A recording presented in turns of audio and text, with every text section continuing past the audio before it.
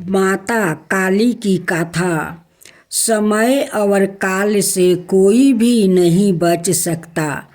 यह सभी को निगल जाती है। माता पार्वती ने यह भयानक रूप पापियों के विनाश के लिए तो धारण किया था। माँ काली पापियों के लिए विनाश है और अपने भक्तों के लिए प्रेम से भरी हुई है। जो भी प्राणी सच्चे मन से माँ की भक्ति करता है, माँ उन्हें मनोवांछित फल देती है। माँ काली की गाथा। एक समय दारुक नाम के पापी असुर ने ब्रह्मा जी के तपस्या करके उन्हें प्रसन्न कर लिया था। ब्रह्मा जी से पाए वरदान के कारण दारू के अत्यंत बलशाली हो गया। वो देवताओं और ब्राह्मणों को परेशान करने लगा। वो उन पर अत्याचार करने लगा। धार्मिक अनुष्ठान यज्ञ बंद करवा दिया और सरक लोक को चला गया। सभी देवता विचलित होकर ब्रह्मा जी और विष्णु जी के पास सहायता मांगने के लिए चल गया। ब्रह्मा जी ने बताया कि दारुक का नाश सिर्फ एक स्त्री के हाथ से ही हो सकता है। सभी बड़े देवता भी उसे युद्ध में हरा चुके थे। अंत में यह निश्चय किया गया कि दारुक का वध भगवान शिव की पत्नी पार्वती करेगी। भगवान शिव ने अपना तीसरा नेत्र खोलकर भयानक और प्रचंड महाकाली को जन्म दिया। उनका शरीर काले रंग का था और माँ काली के माथे पर तीसरा नेत्र और चंद्र रेखा थी। उनके हाथों में त्रिशूल और कई प्रकार के अस्त्र शस्त्र थे। महाकाली के प्रचंड रूप को देखकर सभी देवता थर थर कांपने लगा और वहां से भागने लगा। युद्ध में दारू के महाकाली से पराजित हुआ और इस तरह उस दुष्ट का अंत हुआ। महाकाली के भयानक रूप से चारों तरफ अग्नि की भयानक लपेट उत्पन्न हो गई।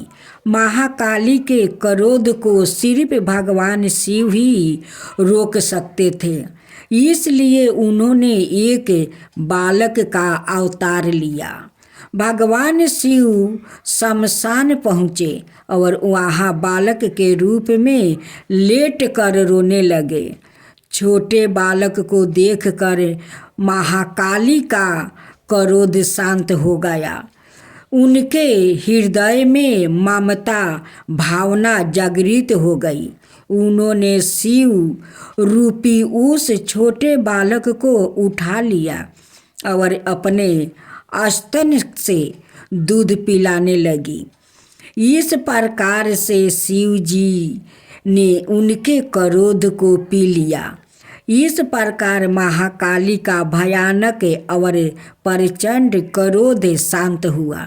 इसके बाद महाकाली मूर्छित हो गई।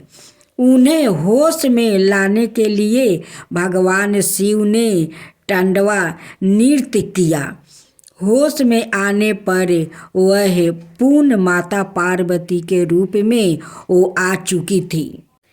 माता पार्वती भगवान शिव का नृत्य देखकर वो नृत्य करने लगी, जिसके कारण उन्हें योगिनी के नाम से भी वो पुकारा जाता है। जय श्री कृष्णा। राधे राधे।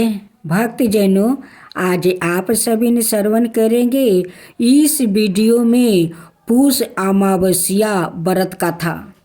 संतान धर्म में अमावस्या तिथि का विशेष महत्व माना जाता है।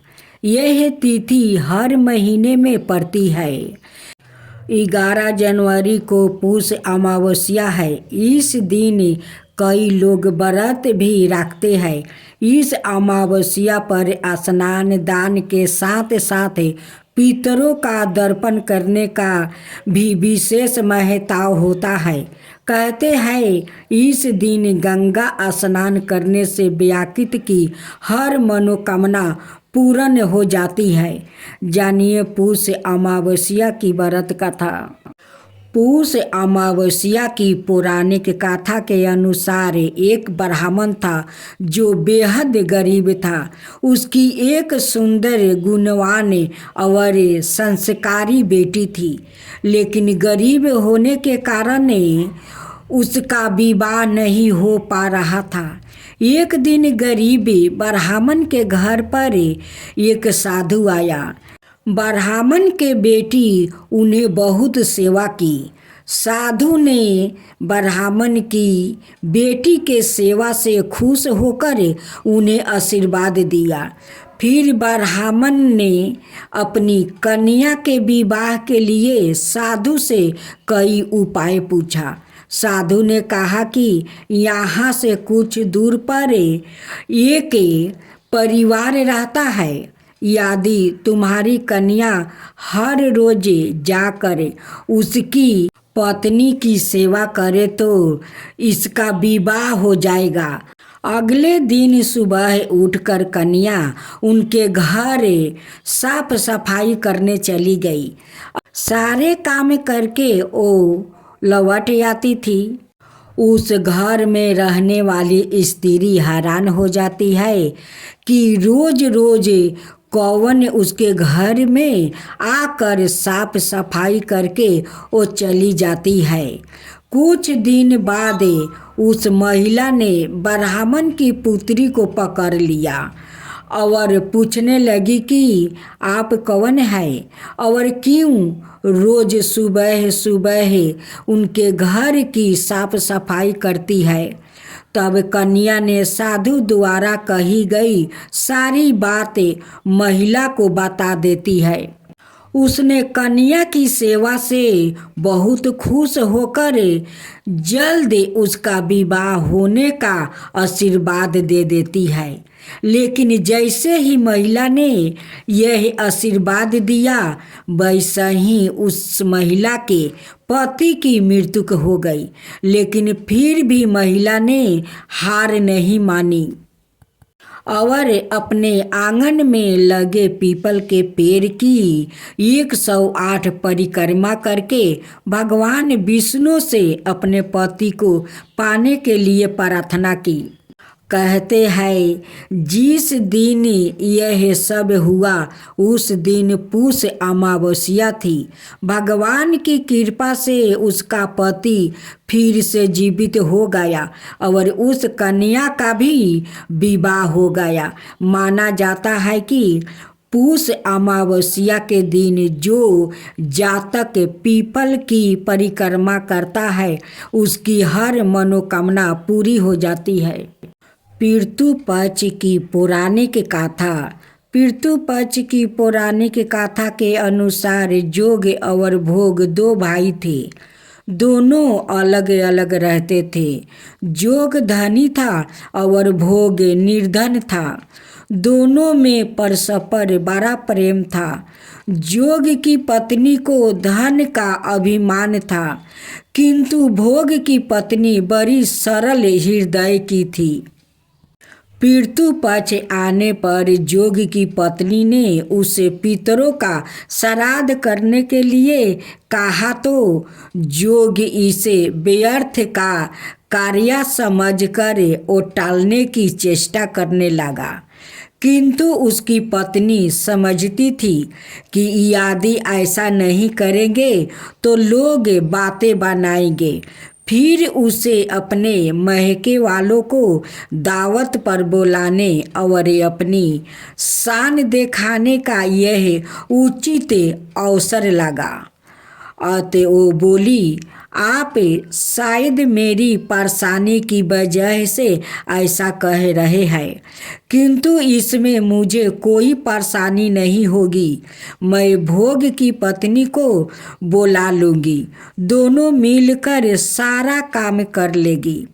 फिर उसने भोग को अपने पीहर न्योता देने के लिए भेज दिया। दूसरे दिन उसके बुलाने पर भोग की पत्नी सुबह सवेरे आकर वो सारा काम में जुट गई।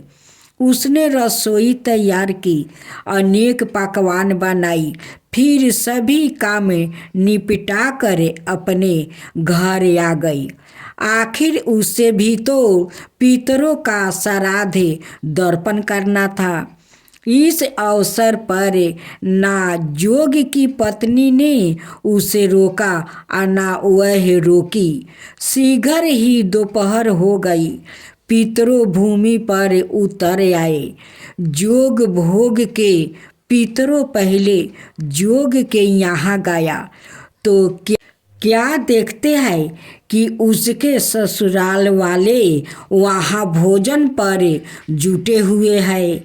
निराश होकर वो भोग के यहाँ गया। वहाँ क्या था, मात्रा पितरों के नाम पर अगियारी दे दिया गया था। पितरों ने उसकी राख चाटी और भूखे ही नदी के तट पर जा पहुँचा। थोड़ी देर में सारे पितरों इकट्ठा हो गया और अपने अपने यहाँ के श्राद्ध की बड़ाई करने लगा। जोग भोग के पितरों ने भी अपनी आप पीती सुनाई। फिर वो सोचने लगे, अगर भोग समर्थ होता तो शायद उन्हें भूखा ना रहना पड़ता, मगर भोग के घर में तो 2 जून की रोटी भी खाने को नहीं थी। यही सब सोच कर उन्हें भोग पर दया आ गई। अचानक वो नाच नाच कर वो गाने लगा, भोग के घर धन हो जाए, भोग के घर धन हो जाए, भोग के घर धन हो जाए। सांझ होने को हुई। भोग के बच्चों को कुछ भी खाने को नहीं मिला था। उन्होंने माँ से कहा, माँ भूख लगी है। तब उन्हें टालने की गरज से भोग की पत्नी ने कहा, जाओ, आंगन में हंडी औंधी रखी है, उसे जाकर खोल लो और जो कुछ मिले बांट कर खा लेना। जब बच्चे वहाँ पहुँचे तो क्या देखते हैं कि औंधी हुई हंडी मोहर से भरी पड़ी है। वो दौड़ते दौड़ते माँ के पास पहुँच गया और उसे सारी बातें बताई। आंगन में आकर भोग की पत्नी ने यह सब कुछ देखी तो वह भी हैरान रह गई।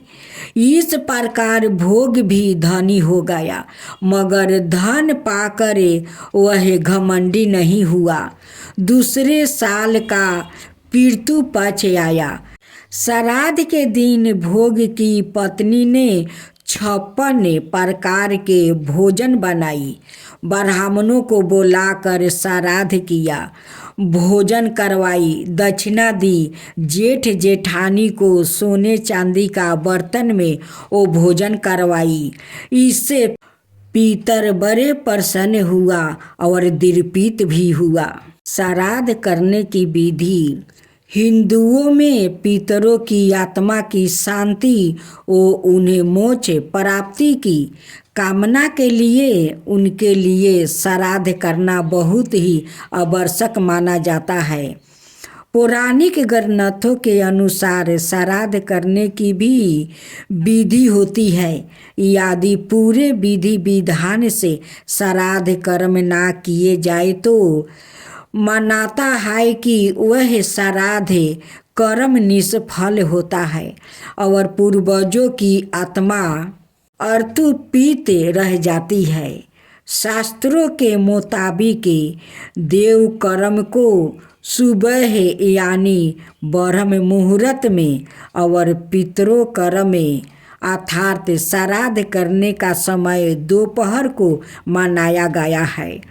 पितृ पक्ष के 16 दिनों में कृतप काल में श्राद्ध कर्म करना चाहिए।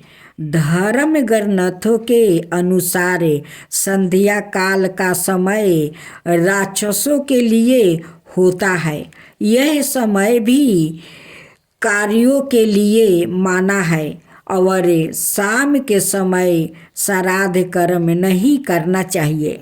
श्राद्ध वाले दिन सुबह उठकर नहाए, उसके बाद पूरे घर की सफाई करे, घर में गंगा जल छिड़के, घर के आंगन में रंगोली बनाए। महिलाएं शुद्ध होकर पितरों के लिए भोजन बनाए। श्राद्ध के अधिकारी व्याकित यानी श्रेष्ठ ब्राह्मण को न्योता देकर बुलाए, निमंत्रित करे। ब्राह्मणों के पैर धोना चाहिए।